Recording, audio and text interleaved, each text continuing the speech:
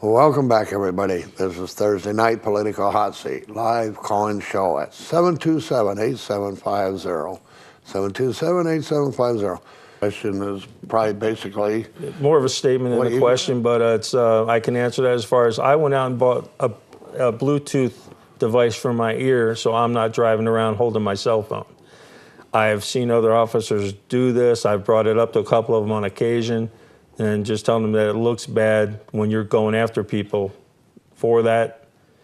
I understand that some believe that there's an exemption written into the law for emergency services personnel as far as cell phones go, but I believe as sheriff that I would say it doesn't happen in my department. If you want to be on the cell phone, you could be off duty and do that, or you could be working somewhere else and do that. Well, yeah, well, sometimes you guys have to, don't you? I mean, I got a police scanner. I don't know who took it, but I can't find it right now, but I do have one. The whole thing, though, is the Bluetooth takes care of that. Your hands free.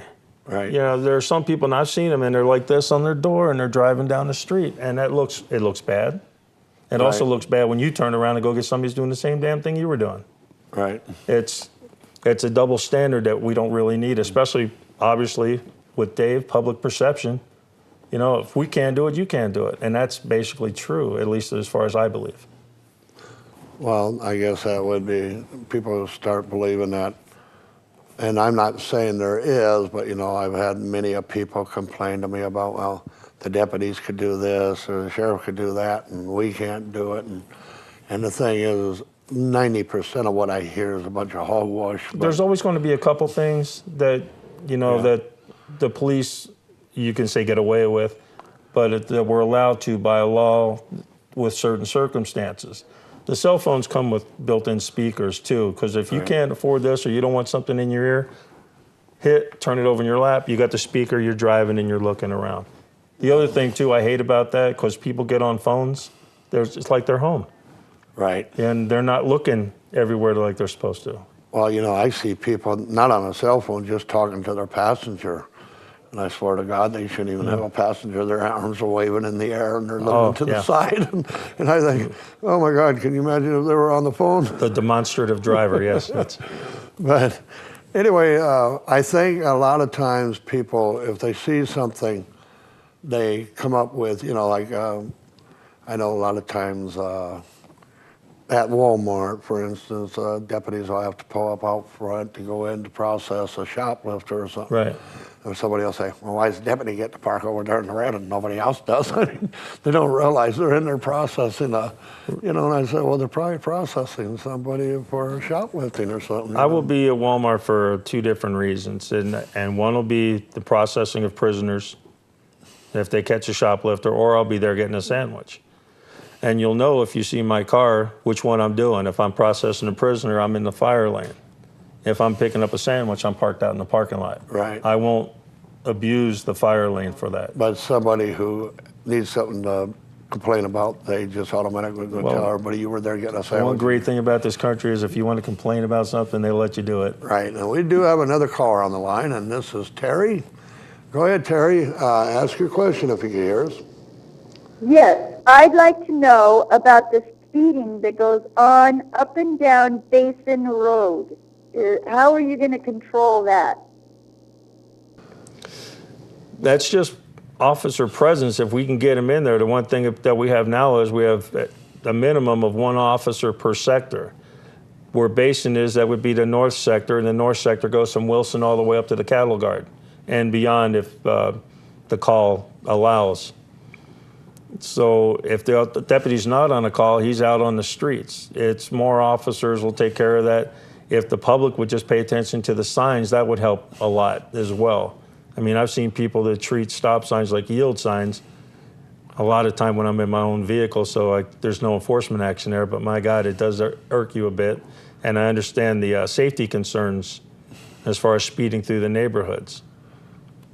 Well, that's okay, I think the caller's gone. That's a big question brought up to everybody, is the posted speed limits and that. I consider my neighborhood residential, but the speed limit's 45 because it's a paved road. And since I was the only house on that road to begin with, 20 years ago, now the whole street is built up and there's kids, there's animals, pets and everything, you get, you see somebody going by 45 mile an hour, which is kind of fast, especially when you have people with kids out in the... I don't know what a person's got to do to change that around. I guess you just can't do nothing about it, right? It's just responsibility on the drivers as far as that goes. I mean, if we can get an officer there and they spot it, there's enforcement action that's taken. From the very least of pulling them over, having a discussion with them, issuing a warning and sending them on their way, to writing them a ticket and telling them to meet you in court. Yeah. It's, but it's just being there. And the bad part about it is, if there's an ongoing problem, if it's certain times of the day, we need you to call up and tell us this so we can get an officer in that area, try to saturate during that particular time period. Maybe it's just somebody rushing to work. I've seen that in the mornings. It's, but right now we can't be everywhere, and it's just grant us the time that we actually get out there and do our jobs.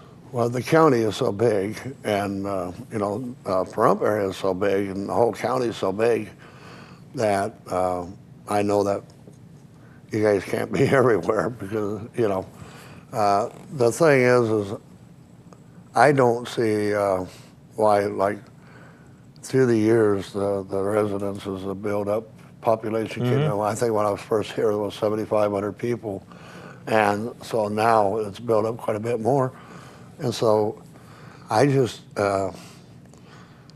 think that somehow, and I know this comes to the town, or if they ever incorporate a city, but the thing is, they're the ones that are supposed to put up the speed limit signs, aren't they? They put up the signs, we enforce the signs. Right, and so they'll put up the signs, but now I leave my house, I live down on the southeast side of town, I live down on Paiute Street, and I cruise down to Homestead, and then I cruise up Homestead all the way up to Highway 160, Right. Okay, you pick me up for speeding. I'm doing 70 mile an hour.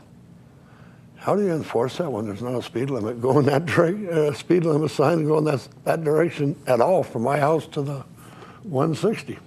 And the only bad part is it is mentioned up at a sign at the north. I don't remember seeing a sign in the south that delineates if it's a paved road, it's this much. If it's an unpaved road, it's this much. Unimproved road, it's this. No, if you came if you came off of Paiute Street and turned right to head up towards 160, you will go all the way from Paiute to 160, which you probably know where Paiute Yes, is, sir. down on the other. There's not one sign that says 45 mile an hour.